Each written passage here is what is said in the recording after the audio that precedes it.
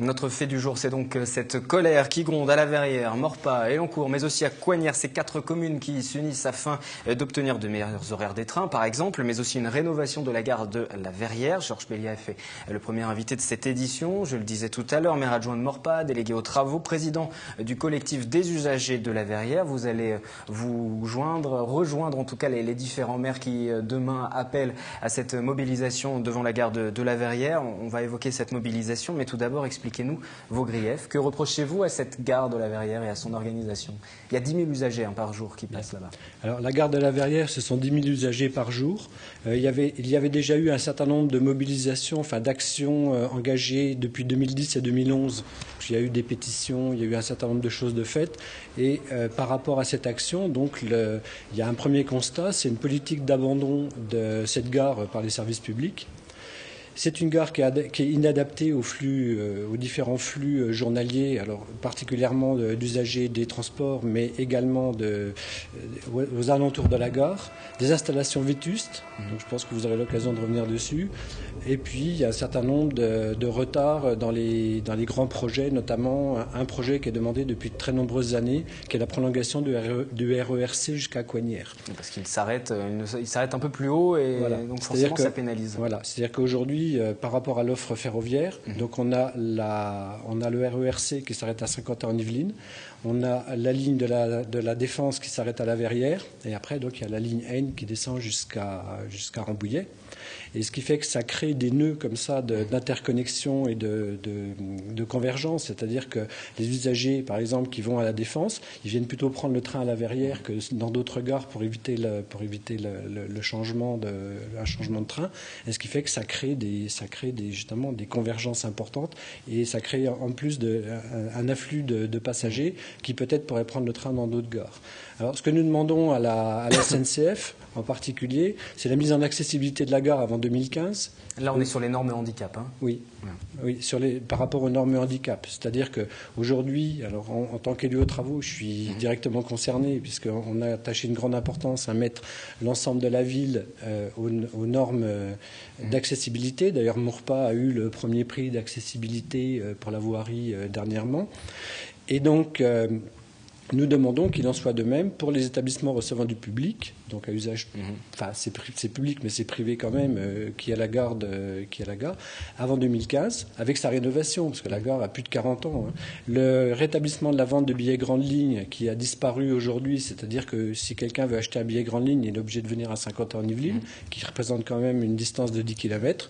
Et donc le prolongement du RERC jusqu'à Coignières. Voilà pour les différentes revendications. La réorganisation de ce Grand Paris, il en a beaucoup été question ces derniers mois, ces dernières années, avec ce projet qui avait été lancé sous Nicolas Sarkozy, qui a trouvé sa conclusion il y a quelques semaines, quelques mois.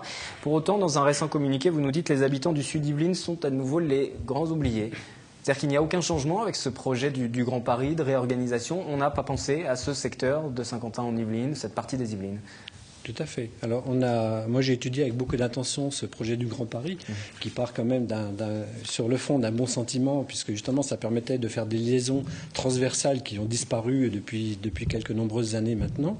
Et donc on s'aperçoit que le projet s'arrête peut-être à Saint-Quentin en Yvelines, et encore, c'est même pas sûr, repart après sur le plateau de Saclay, et après sur le sud Yvelines. Alors, je prends le sud Yvelines parce qu'on est plus concerné, à La Verrière, mais il y a également d'autres dessertes qui sont un petit peu oubliées, c'est-à-dire qu'il n'y a pas de projet ou pas de visibilité sur des projets, justement, soit d'interconnexion de réseau ou d'amélioration des réseaux, en fait. Alors que pensent les usagers de cette gare de son état? Veulent-ils des prolongements de ligne? Nous sommes allés vous poser la question micro-trottoir. À certaines heures de pointe ou à certains horaires tels que à partir de 10 heures comme ça, il n'y a pas assez de trains. Il y a pas mal de retard en ce moment, des trains supprimés, retardés, mais sinon ça va. Pour être à l'heure, ils sont à l'heure. C'est plutôt la sécurité, oui. Sécurité, oui. Parfois, de temps en temps, la ponctualité, mais c'est surtout la ligne de Montparnasse. La ligne de la Défense, ça va, ça se passe bien. La ligne La Verrière, elle a souvent des problèmes. C'est ça, là. C'est ça, il y a certaines choses, on voit... S'il y avait plus de surveillance dans ce domaine-là, je crois que ça améliorerait beaucoup de choses. Pas trop propre. Des fois, quand on rentre en train, ça sent la pisse, où il y a des poubelles partout. Pas assez de train pour nous. C'est incroyable. C'est incroyable qu'à moins de, je ne sais même pas si on a 50 km de Paris et qu'on mette 45 minutes pour arriver à la Défense. Infernal, quoi. Certains usagers qui sont très remontés. On parle aussi de problèmes de sécurité, vous les avez constatés? Oui. Oui, alors les problèmes les problèmes de sécurité ou d'insécurité sont souvent des problèmes d'insécurité perçus justement par rapport à la vétusté des équipements. D'accord, on ne se sent pas en sécurité dans un tel c'est vieux et comme c'est vieux, ça donne un sentiment, il y a un sentiment d'insécurité perçu. Même si c'est pas forcément la réalité, on voit ça dans certains ouvrages.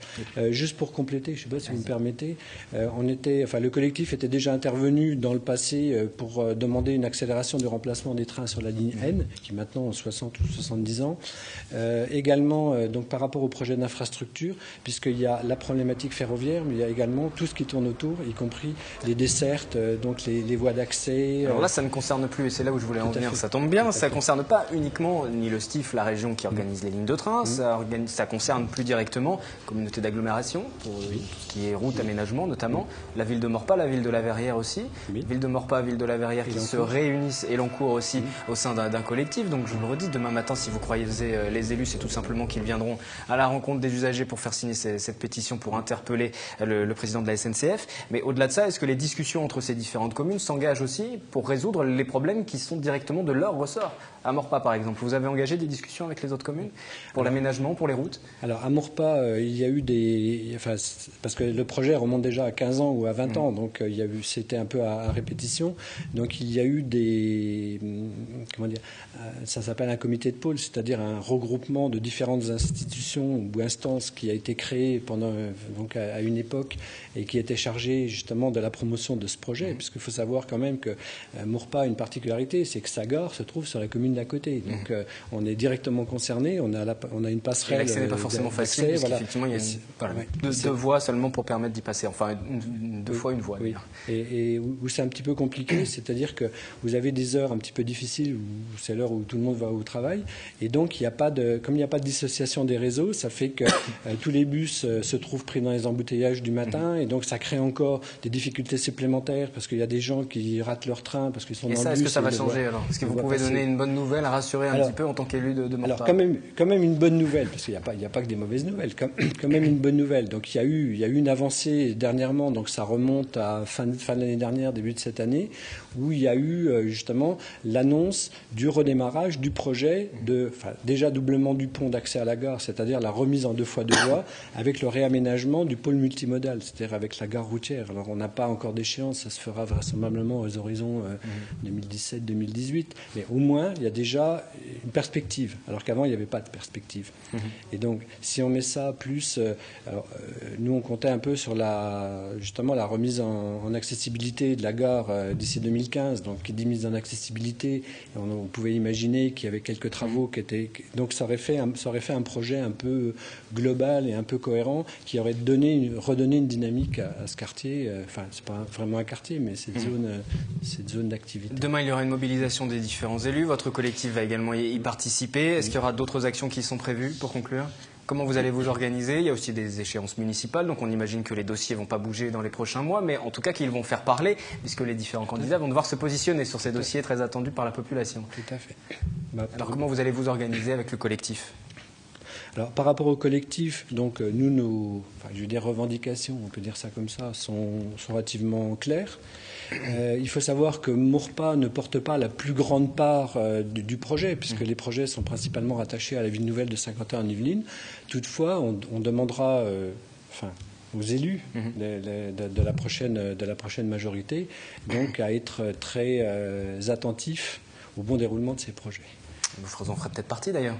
Peut-être. Parce que là, vous êtes dans cette majorité. Tout à fait. Tout à fait. On peut aussi imaginer que les gens vous demandent un petit peu d'en parler un petit peu plus et de rendre des comptes sur ce dossier-là. On verra comment ils vont réagir demain, ne serait-ce que sur la mobilisation en gare de la Verrière. Merci à vous, Georges Deliev, d'être venu sur ce plateau, maire adjoint à Maurepas. Mobilisation demain en gare de la Verrière, le matin, le soir, des élus, un collectif pour accueillir les usagers et évoquer ce dossier de réhabilitation de la gare.